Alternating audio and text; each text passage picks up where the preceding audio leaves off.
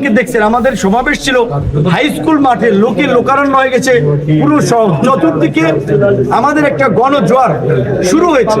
তো এই আমাদের বিজয়কে ঠেকাতে আজকে যে মেকানিজম গুলো করা হচ্ছে এই প্রশাসনকে ব্যবহার করে মানুষের মাঝে ভীতি ছড়ানোর জন্য, এখন এইগুলোতে যদি প্রশাসন ব্যবস্থা না নেয় তাহলে তো আমি এই কারচুপি, অনিয়ম, প্রতারণার নির্বাচনে যাব না যদি প্রশাসন ব্যবস্থা না নেয়।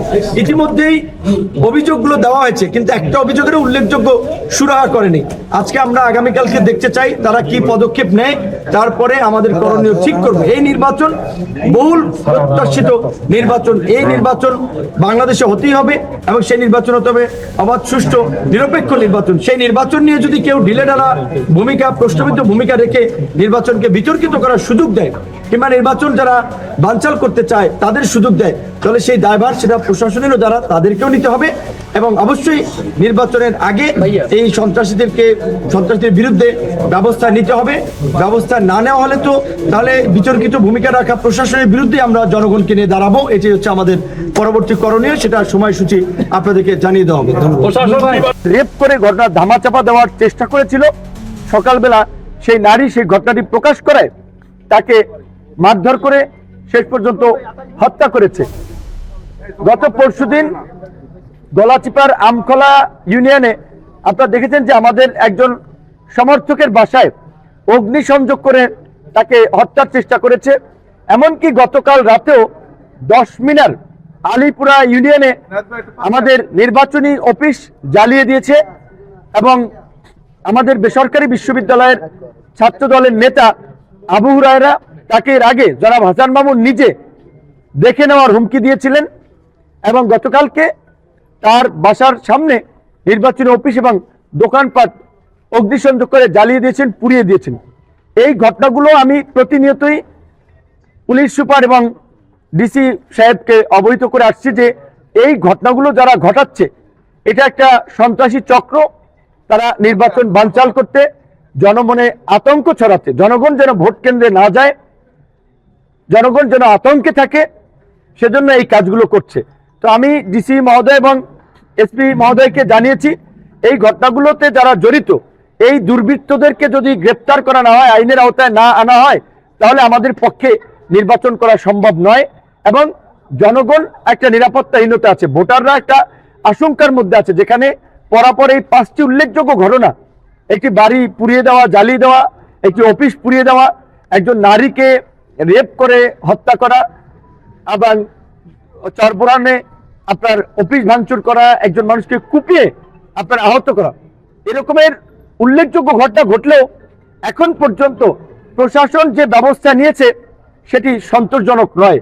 আজকে আমি আপনাদেরকে জানিয়ে রাখতে চাই, আমি নির্বাচন কমিশনের যে সচিব মহোদয় তাকেও এই ঘটনাটি জানিয়েছি এবং পুলিশের আইজিপি তাকেও আমি জানিয়েছি, কারণ একজন স্বতন্ত্র প্রার্থী স্পষ্টতই তিনি এলাকার চিহ্নিত চর দখলকারী, ভূমিদস্যু, চাঁদাবাজ, মাফিয়াদের নিয়ে এই শান্তির জনপদে অশান্তি সৃষ্টি করার জন্য, নির্বাচন বানচাল করার জন্য এই অপকর্মগুলো করে বেড়াচ্ছেন। এই অপকর্ম যদি থামানো না হয় এবং ব্যবস্থা না নেওয়া হয় তাহলে আমাদের এজেন্টরা, আমাদের ভোটাররা চরম একটা নিরাপত্তাহীনতার মধ্যে আছে। তো আমি একটি দলের প্রধান, আপনারা জানেন ডাকসুর ভিপি ছিলাম, এখন একটি বড় রাজনৈতিক দল ও জোটের সমর্থন নিয়ে নির্বাচন করছি। আমার মতো প্রার্থী যদি এলাকায় এই ধরনের পরিস্থিতির মধ্যে থাকি, আমার সন্দেহ সারা বাংলাদেশে কি পরিস্থিতি হচ্ছে এবং এই পরিস্থিতি যদি চলতে থাকে, বিশেষ করে আমি পরিষ্কারভাবেই বলেছি এই ঘটনা যদি এই সন্ত্রাসীদেরকে যদি গ্রেপ্তার করা না হয়, তাদের বিরুদ্ধে যদি ব্যবস্থা না নেওয়া হয়, তাহলে তো আমার পক্ষে নির্বাচন করা সম্ভব নয়।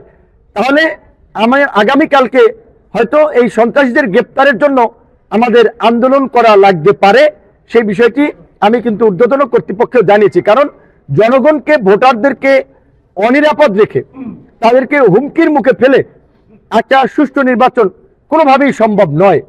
বর্তমান সরকারের যে অঙ্গীকার, নির্বাচন কমিশন যে কথাগুলো বলছে, পটুয়াখালীতে আমরা তার প্রতিফলন দেখতে পাচ্ছি না। আজকেও আপনারা দেখেছেন যে আমাদের একজন ছাত্র দলের নেতা নিশাত এবং শফিকুলকে ফোনে হুমকি দিচ্ছে। তো এইভাবে প্রতিনিয়ত বাসা বাড়িতে গিয়ে গিয়ে হুমকি দিচ্ছে। এই সমস্ত অভিযোগগুলো দায়ের করা হলেও তেমন শক্ত ভূমিকা নেওয়া হচ্ছে না। দায় সারা পুলিশ যাচ্ছে, পরে বলছে খুঁজে পাচ্ছে না, কারণ যাওয়ার আগেই তাদেরকে মেসেজ দিয়ে দেওয়া হয় তারা যেন পালিয়ে যায়। তো এই বিষয়ে যদি প্রশাসন শক্ত পদক্ষেপ না নেয়, তাহলে এই অবস্থায় কোনোভাবেই একটা সুষ্ঠু গ্রহণযোগ্য নির্বাচন করা সম্ভব নয়। এবং প্রার্থী হিসেবে আমি একটা চরম নিরাপত্তাহীনতার মধ্যে আছি, জানি না ভোটের দিন ভোট কেন্দ্রে কি হয়। তো আমি আমার এই ভোটারদেরকে বলবো, আমি আপ্রাণ চেষ্টা করে যাচ্ছি আপনাদের নিরাপত্তা, একটা নিরাপদ পরিবেশে এই ভোটের আয়োজন করার জন্য।